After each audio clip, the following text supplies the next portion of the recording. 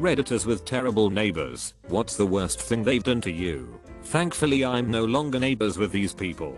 But I had a neighbor who claimed to be the best handyman. A man of many professions actually including tree trimming.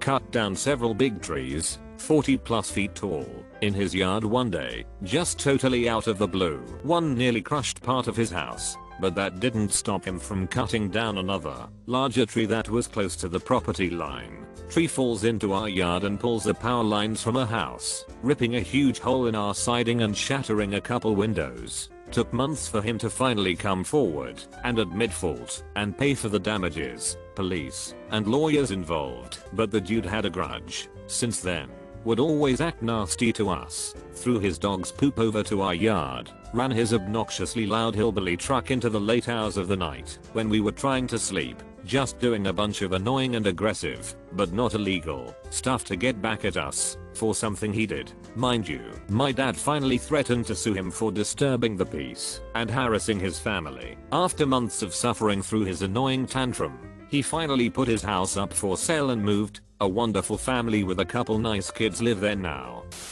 Had a neighbor leave a note on my then girlfriend's car saying she wasn't allowed to park in front of their house because their taxes paid for that part of the street. That same neighbor constantly called the cops on me for trivial things like one time I was shoveling my driveway and I moved my car onto the sidewalk for 5 minutes while I shoveled the spot where it was previously parked. Pretty much every discussion I had with the cops involved the cop making fun of how stupid the people were for calling to complain.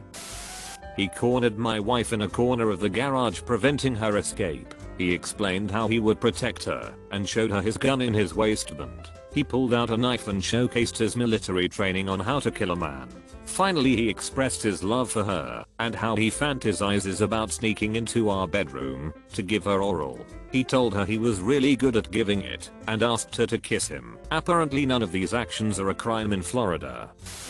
So, I bought a puppy, white German Shepherd. All was going well and good. We were slowly leaving the dog alone at home, and we thought everything was going well until we found out our dog was constantly barking at the window. Really struggled to figure out why she was barking at every small noise, person who passed etc etc. Our neighbors put a noise complaint against us due to the dog. She was getting really bad, to the point that when we go to work my dad has to come in to look after her. Anyway, noise complaint fails because we put stuff in place for people to be with the dog, so she barks as little as possible.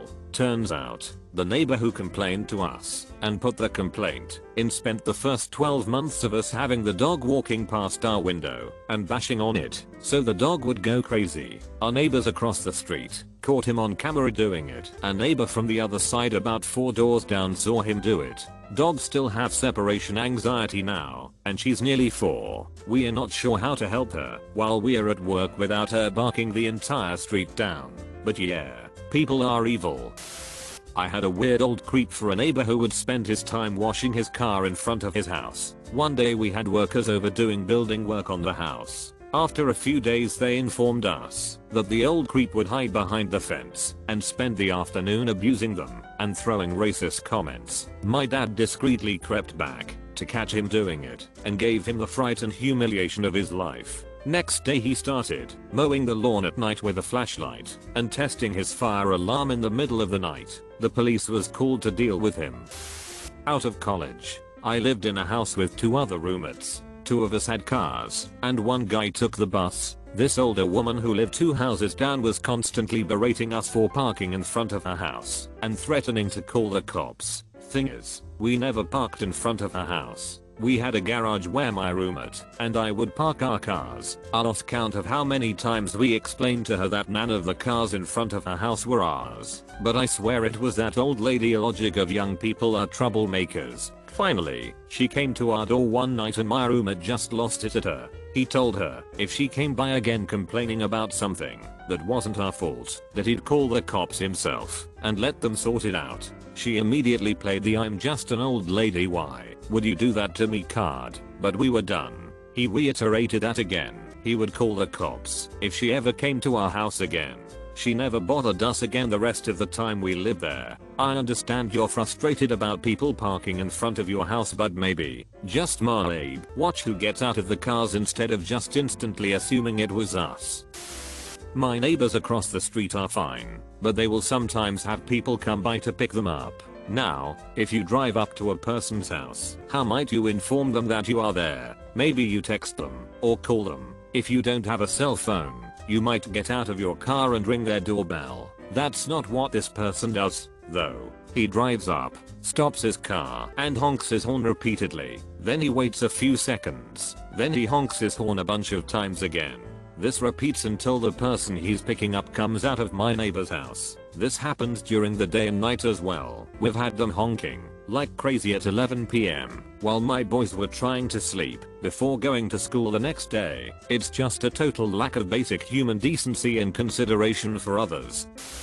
I was like 4 on Halloween with a high fever. A couple of neighborhood kids decided to egg our house. The window was open and 2 eggs went right through and splattered sick little me in the face. My mother ran and my dad's boxers down the block, chased them into a building hallway, and gave one of them a black eye. The next day there was a knock on the door, and it was the guy and his father who made his son apologize. My mom fell outside when I was not home.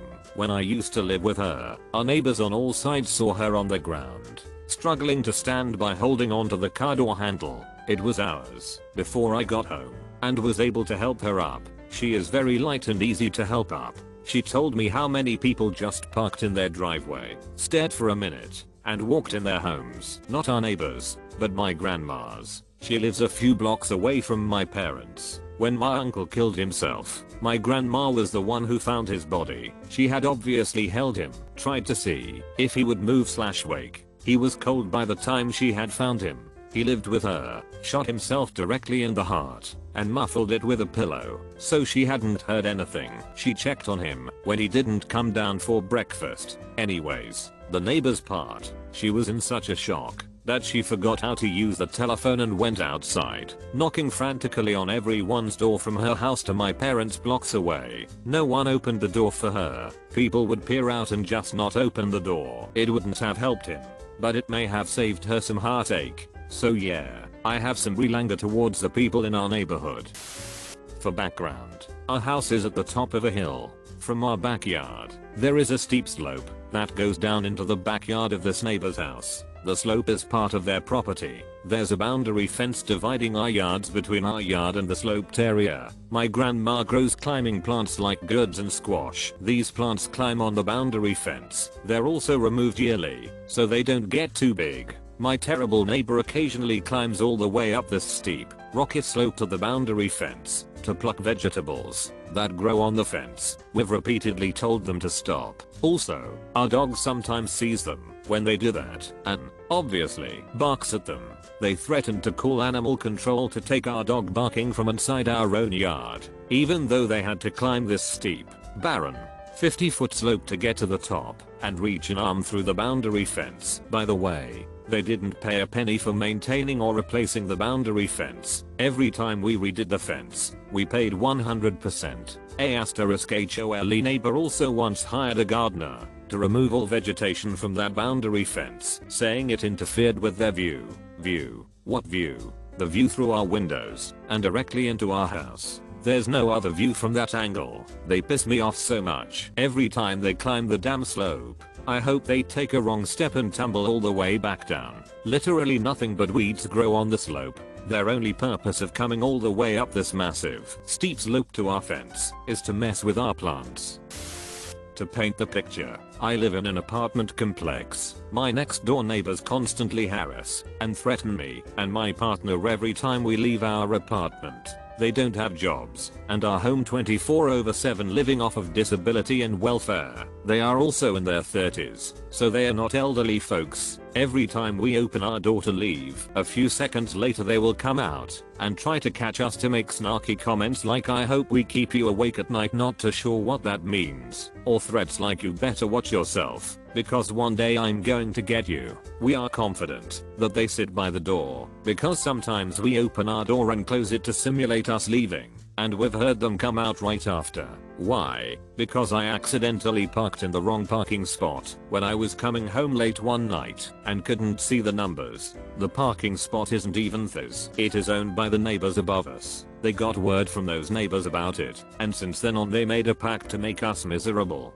The funny thing is, the neighbors who owned the spot informed me nicely about it, which I moved my car immediately. We have reported them to management and authorities, but no one cares. Big surprise. Our only solution is to move, and we are currently waiting to close on our first home. Hopefully in a week or so.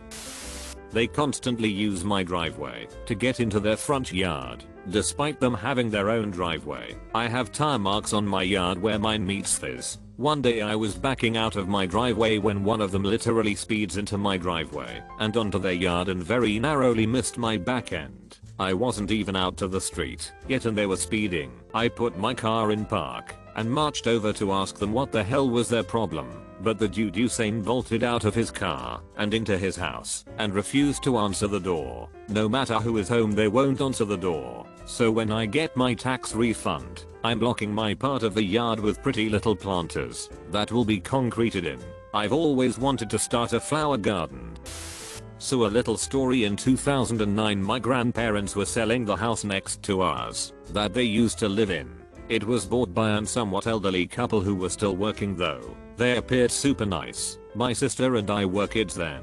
We'd go walk to their house, knock on the door to talk. They'd stop the truck after getting groceries to talk to us. Even if it was just me or my sister outside, they'd stop to talk to just us. Anyway, mid 2010 we found out they weren't paying for the house they were living in and were evicted. Well, they didn't take that very well. Before they left, they completely vandalized the place, ripped out all the carpet, unscrewed all the cabinets, bolted the doors shut. A cop kicked it down cause it wouldn't open any other way, chopped all the heads off my grandma's flowers, and then stole the garage door openers. Then the guy realized he had a shed full of stuff he forgot to take with. My grandpa basically told police, you don't need to arrest him, and we won't press charges on one condition: anything he forgot in his shed is now ours. So literally the next day my sister and I just went shopping for free stuff in this guy's shed. My sister took some jewelry. I took some pens THST I actually used the last month of 6th grade. I took a harmonica and a clock.